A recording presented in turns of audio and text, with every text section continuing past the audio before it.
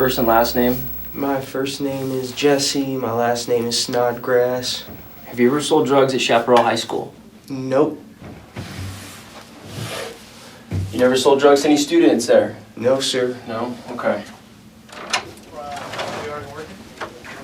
Do you know who this is? Nope. You sure? Yeah, sure. Daniel? It was the first thing he said when I spoke to him on the phone. It was not, "Mom, I got locked up," but he said, "Mom, do you remember my friend?" And I said, "Yes." And he said, "He was a cop."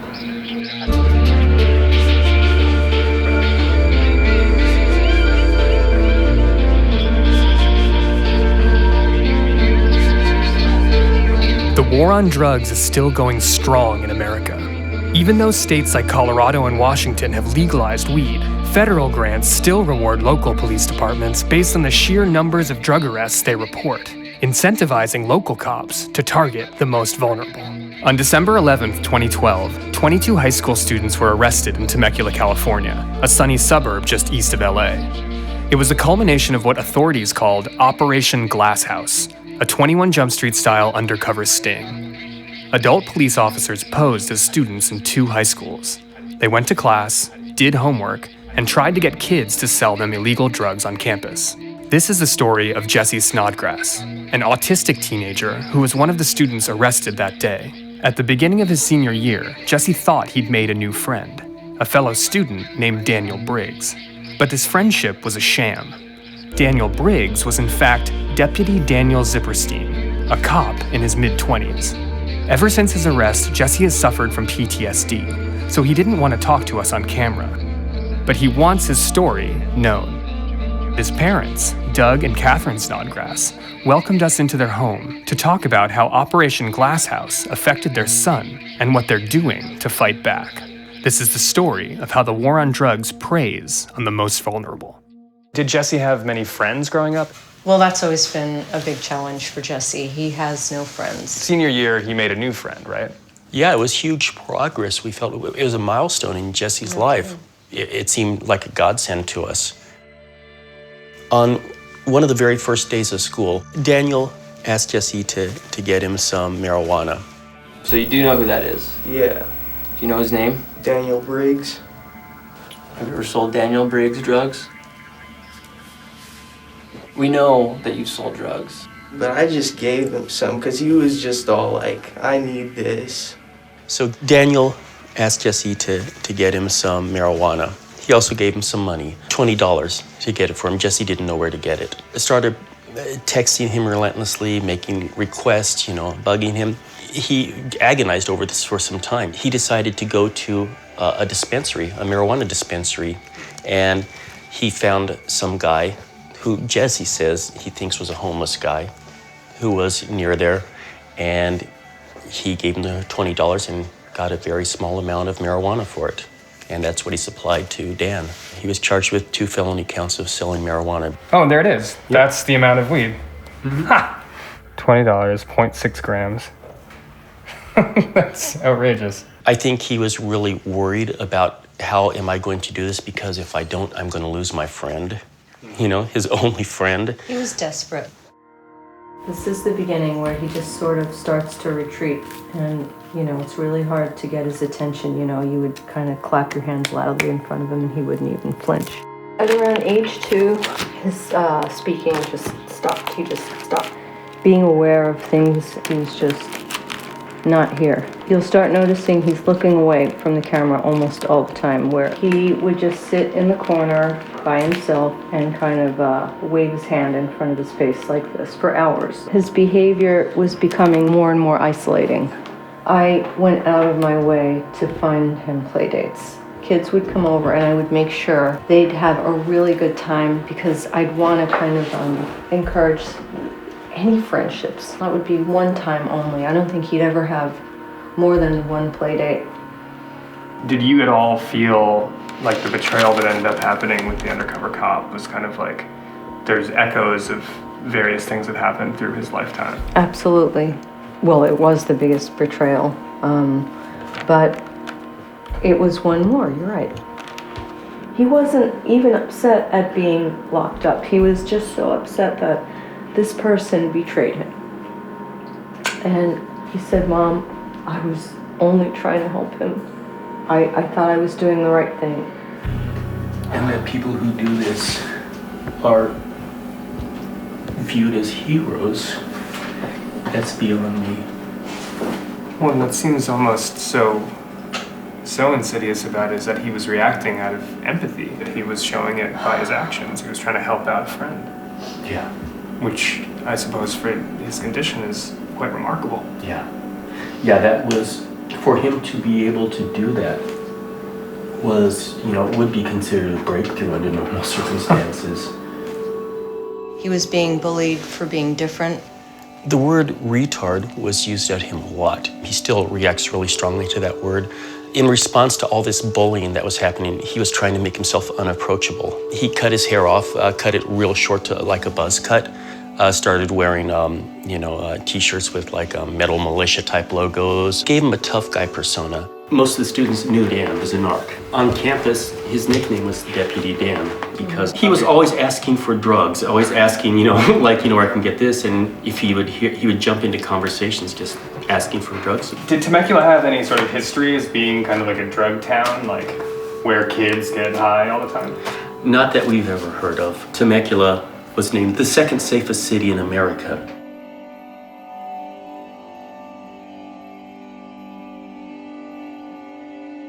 Sebastian Eppinger and Jessica Flores were two other kids rounded up in the sting.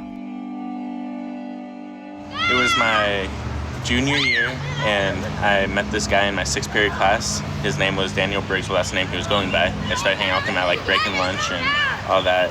I just remember him walking over to our group one day and asking if he could sit down with us. And of course I just said yeah, because anyone could sit with me. I don't judge. He started asking me to get him some marijuana or any kind of drugs I can get him, and I was just like, no, I don't do that, I don't mess with that. Right. But he just kept bugging me, so eventually I was like, okay, sure, I'll take you to someone. So I took him to a friend I knew. He gave me the money, so I'm like, okay, here. And then the guy took it out and put it on his binder. And he was like, okay, just grab it off that and leave. I was like, okay, so I just grabbed it and put it in his hand. And he was like, okay, thanks, and he walked away. He would ask me every day, every single day. He'd be like, hey, do you have this for me? Hey, do you have that?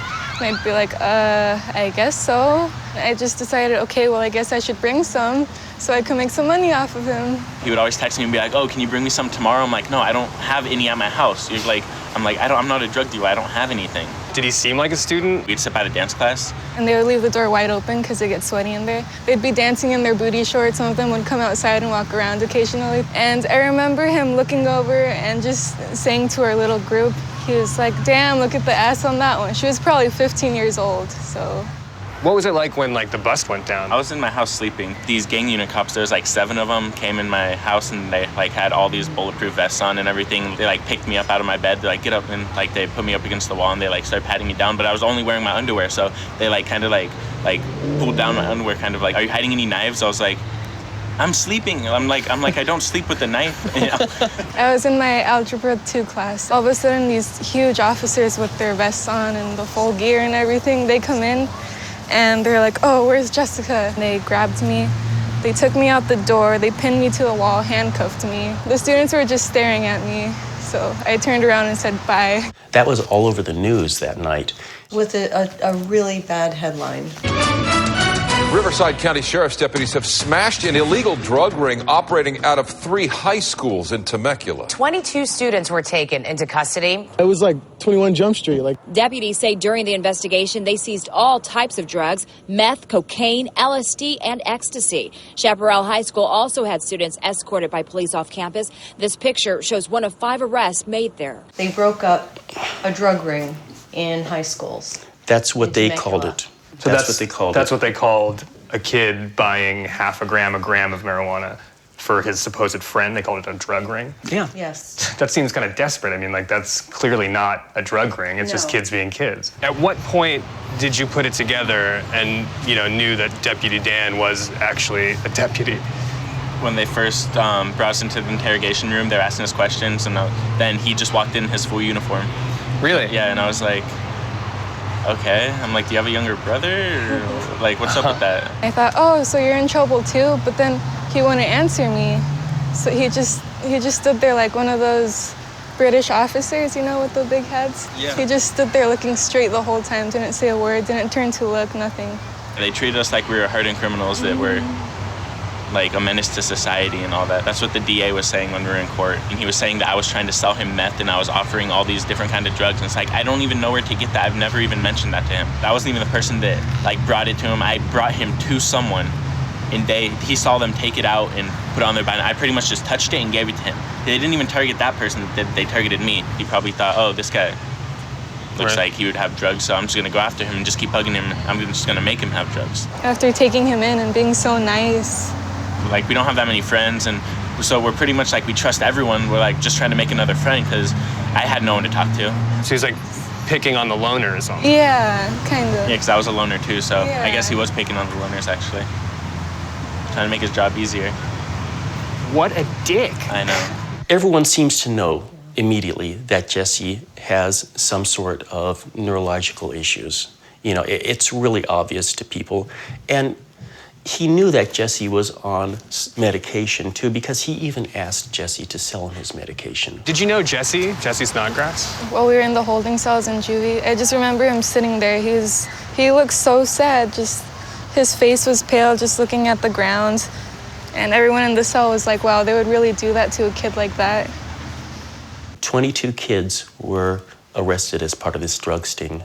9 of them were classified as special education. The majority were minorities, and this is in a city that is approximately 2/3 Caucasian.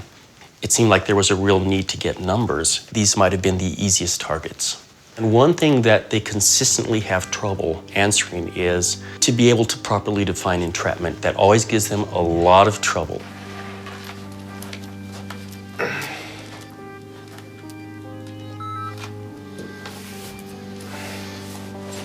You okay? Yep. All right. On its surface, it's offensive. A child with autism in school where they're supposed to be a safe haven is exposed to this trained adult masquerading as a child whose sole purpose is to force kids to commit a crime that they wouldn't have necessarily committed otherwise. 21 Jump Street style undercover operations were pioneered by the LAPD in 1974. But they stopped their stings decades later because they found that they were disproportionately arresting poor, minority, and special needs kids, and that the scope of their busts made little impact on the illicit drug trade at large. But local law enforcement across the country, like Riverside County, continue to employ this tactic. He was dealing with a real bad case of PTSD, so you know, just seeing a police car would make him drop to the floor.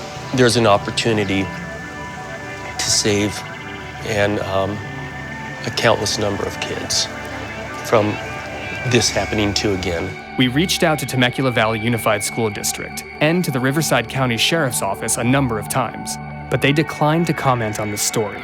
The Sheriff's Office has said that seizing large quantities of drugs was never Operation Glasshouse's intent. All of the 22 students arrested in Temecula were charged with felonies, some for selling as little as a single pill, because of California's zero-tolerance policy for drugs in schools. Only a few families were willing to talk to us, not because their kids were drug kingpins, but because the stigma of the arrest was something they'd rather bury. On a day that he returned to his high school, he usually likes listening to Nine Inch Nails, and this one particular song came on. And he just, like he did as a kid, just covered his ears and started to kind of shake and started hitting my stereo to turn the music off. And I said, what is going on? He said, turn that song off. It was just such an overreaction. And he said, don't play music again. I don't want to hear that song. What was that song? It was called Hurt by Nine Inch Nails. The lyrics to that song actually spoke to him in a very haunting way. It's about betrayal, it's about losing everyone you love. Everybody I know goes away in the end, and this was...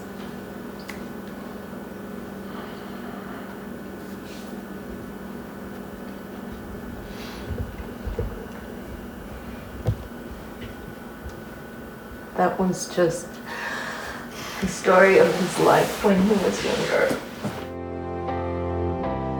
Of the 22 kids arrested, Jesse was the only one who didn't get expelled. And that's because we were able to fight it. There are really horrible ramifications of this. None of these kids will ever be able to get a student loan. Their families are not able to live in public housing. Oh, God. Jobs that they'll never be able to get. They turn into our future prison population, unfortunately. But were you able to go back to school? Not yet. It'll definitely be harder to get into colleges if they look at that stuff. That could be a major setback. Do you worry about that? Yeah.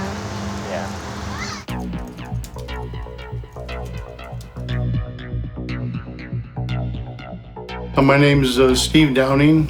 I'm a retired Deputy Chief of Police for the Los Angeles Police Department. I was very involved at the time with narcotic enforcement when Nixon announced the war on drugs. My first-hand experience taught me that it's a useless policy and it's a very damaging policy. We've incarcerated 43 million people.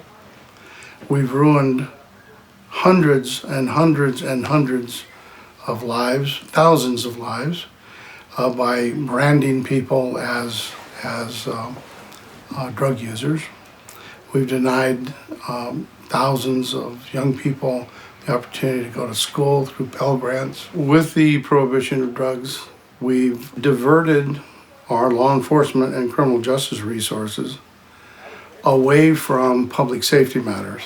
When I started in the drug enforcement business, our goals was to reduce the flow of drugs into this country, to reduce addiction, and to do all those good things. It never happened, and it's created even a greater divide between poor people, people of color, and the affluent who run the banks and commit crimes every day but who are never touched, while we have some poor schlep with a marijuana cigarette getting 10 years in prison. It just makes no sense. Our law enforcement people have become addicted to the money that flows from the federal government into local coffers through drug enforcement. So how do local cops get federal funding? According to a 2011 report by the Brennan Center for Justice, the two biggest federal grant programs require local sheriffs to report their numbers of arrests and convictions, among other data, to apply for federal dollars. The DOJ takes this data and calculates the amount of money doled out to states and localities. Local sheriffs have learned how to game the system by pumping up their numbers. After the economic crash of 2008, local police forces faced budget shortfalls. So the DOJ pumped an additional $2 billion into the COPS program to help retain and hire more police officers nationwide. In 2009, the Riverside County Sheriff's Department received over $12 million from the COPS program to hire 50 police officers over the course of 3 years. One of those hires was Deputy Dan Zipperstein.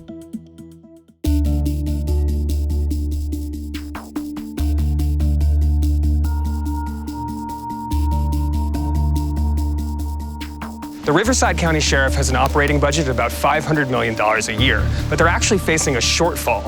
So arresting more kids and getting more money from the feds is totally in their interests.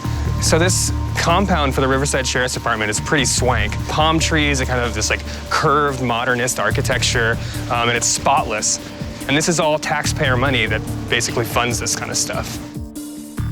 Our institutions have become corrupted by prohibition because of this federal money. And because of the creation of things like private prison systems, all they care about is their power and the money that comes to them from the federal government. The case of Jesse Snodgrass in Temecula, California is a perfect example. The Riverside Sheriff's undercover officer taught him how to buy and sell dope. Jesse had to leave that campus to score some dope.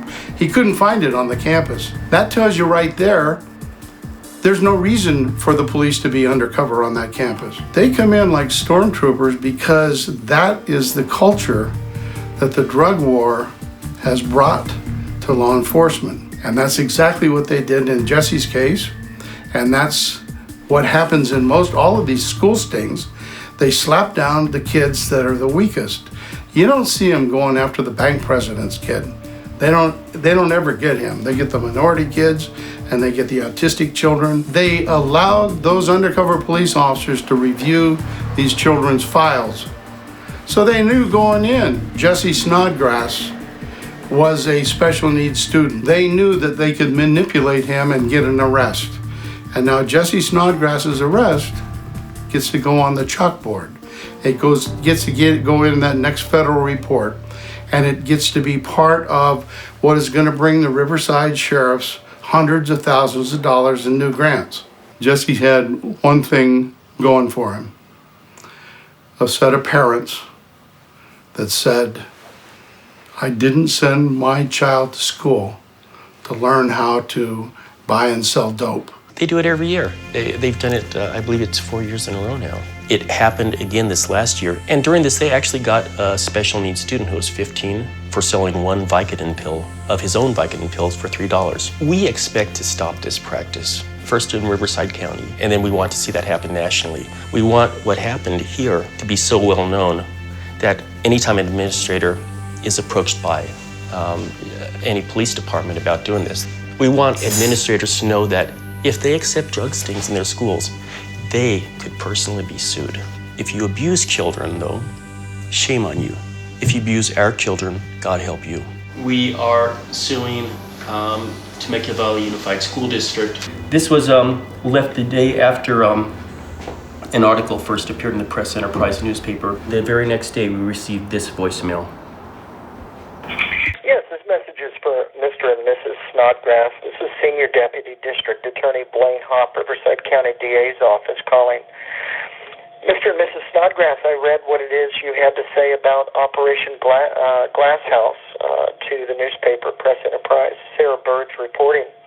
And I'm just contacting you to make sure that the information you provided her was true and accurate and correct, because I think it will affect the way the district attorney's office deals with your son's return date to court. If there are anything that you were misquoted, I would truly appreciate a phone call back. Otherwise, I look forward to seeing you and your son on July 16th, 2003 in court. Thank you. So that's a not so veiled threat saying take it back, otherwise I'm going to go harder on you. That's how we took it. Jesse was expelled from Chaparral High School, but Doug and Catherine fought back against the school district to allow him to return. He's going to walk with the graduating class in June. What's that day going to be like for you guys? Oh, I can't even Bittersweet. Very. Yeah. Right. Yeah, because he actually missed his last year's graduation. The entire stadium was just filled with people, an enormous crowd, and it was really painful. He was supposed to be there last year, and they took that away from him. And they tried to take it away from him permanently. The last chapter to his school experience is going to be when he participates in that graduation ceremony. Yeah. That's going to be a huge milestone for a lot of people, I think. Jesse finally graduated from Chaparral High School in June of 2014. But Jesse's story, while infuriating, is just the tip of the iceberg. The war on drugs has victimized millions of Americans, and it won't stop until federal law changes.